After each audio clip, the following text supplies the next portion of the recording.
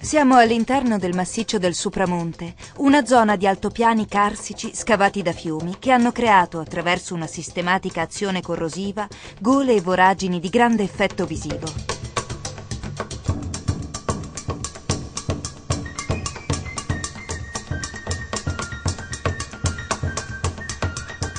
Ai piedi del Monte Corrasi, il monte più bello che Dio abbia creato, secondo lo scrittore Salvatore Satta, sorge il paese di Oliena.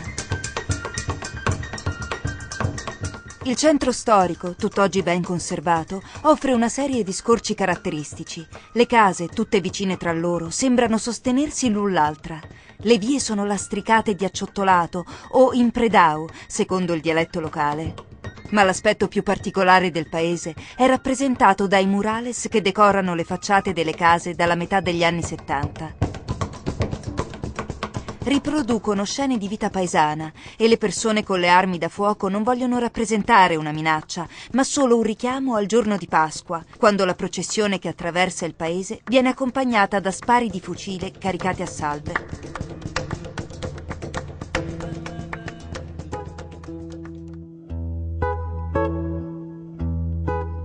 Oliena è il centro più importante del nuorese per il ricamo, che qui vanta radici antichissime e consolidate. Col ricamo puoi realizzare miliardi di cose. Tutto ciò che si può ricamare si ricama. Le prime cose le ho viste a casa e poi ho avuto una maestra che secondo me è stata la più brava in assoluto ricamatrice di Oliena, e a lei ho rubato tutto quello che potevo. Il ricamo in passato era il ruolo fondamentale delle donne a Oliena. Devi avere qualcosa dentro, altrimenti poi non viene fuori, non lo vedi qua. Le ricamatrici di Oliena sono considerate delle vere e proprie artiste, che danno vita a prodotti di grande pregio, molto apprezzati dai turisti.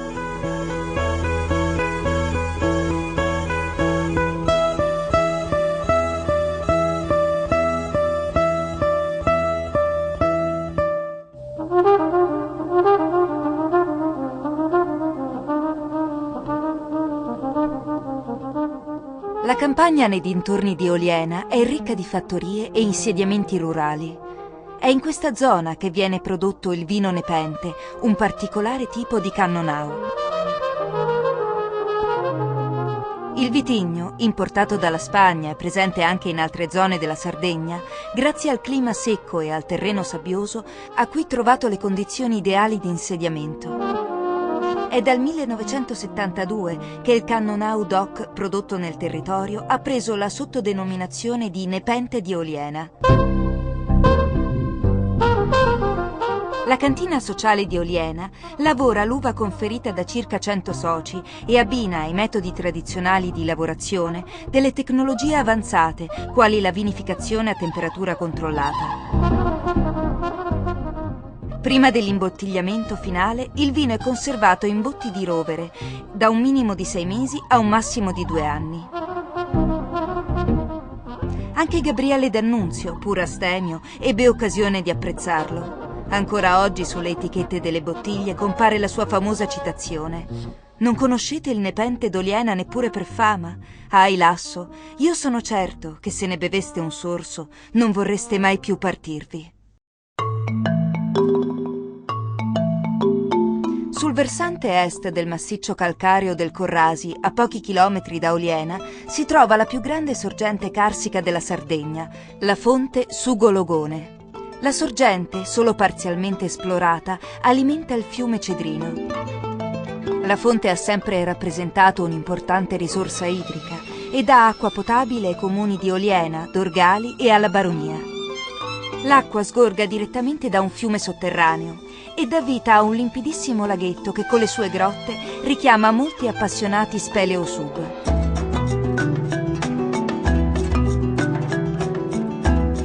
Lungo la strada per la valle di Lanaittu si trovano le indicazioni per il villaggio preistorico di Sasedda e Soscarros, letteralmente il punto di passaggio dei carri. Venuto alla luce alla fine degli anni 70 del secolo scorso, il villaggio risale all'età del Bronzo Medio, 1300 anni prima di Cristo. È formato da numerose capanne a pianta circolare, in parte ancora interrate. Poco distante troviamo una vasta area sacra che comprende un cortile centrale e un pozzo sacro. L'acqua che fuoriusciva dal pozzo sacro andava a depositarsi direttamente in una vasca pavimentata che presenta un sedile in pietra lungo tutto il perimetro.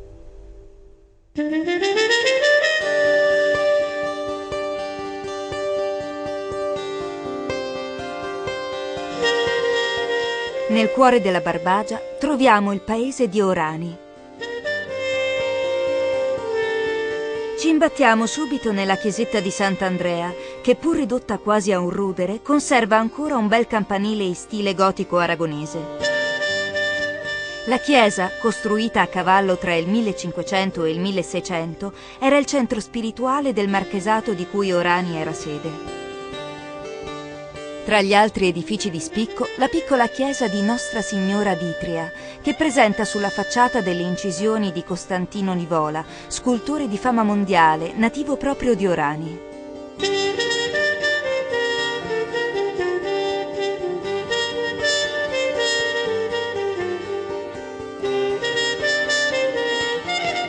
A Nivola è dedicato anche il museo allestito all'interno dell'antico lavatoio del paese. Inaugurato nel 1995, il museo espone per lo più sculture in marmo e bronzo che documentano l'originalità e le capacità artistiche di uno dei principali artisti del Novecento sardo. Avendo avuto la possibilità di formarsi a livello internazionale, in particolare negli Stati Uniti, Nivola ha saputo coniugare le tradizioni della sua terra natia con le suggestioni creative degli artisti della sua epoca.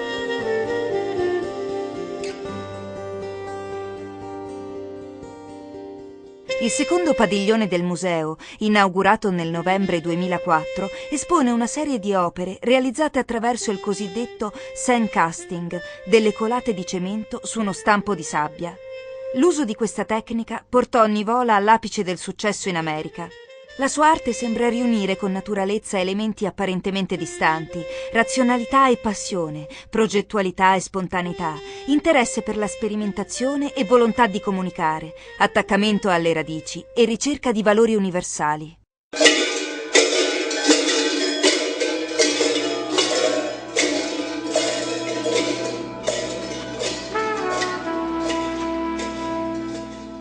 A Momoyada, centro nella Barbagia di Ololai, si conserva inalterato nei secoli l'arcaico rituale dei Mammutones e degli Issoadores. I primi sono vestiti con una scura maschera lignea fermata da un fazzoletto e dalla mastruca, una pelle di pecora senza maniche col vello rivolto all'esterno. Sopra questa una doppia fila di campanacci che fanno suonare danzando lungo le vie del centro storico. Gli Issoadores, ovvero i lanciatori di laccio, sono invece vestiti con un corpetto rosso e pantaloni bianchi, sul fianco una cintura di piccoli sonagli. Qui gli elementi sardi appaiono fortemente influenzati da temi spagnoli. Sono i protagonisti di un carnevale che in realtà nulla ha di giocoso, poiché riproduce un'atmosfera a tratti drammatica, l'eterna lotta tra i vincitori e i vinti.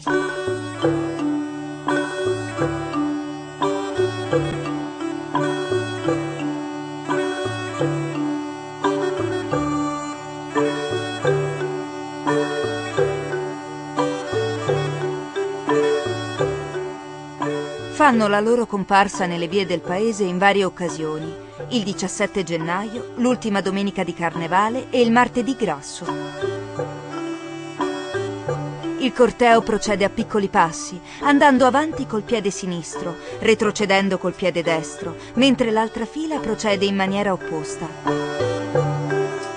Entrambe le colonne modificano il passo di danza con una variante di 3 piccoli passi eseguiti più velocemente.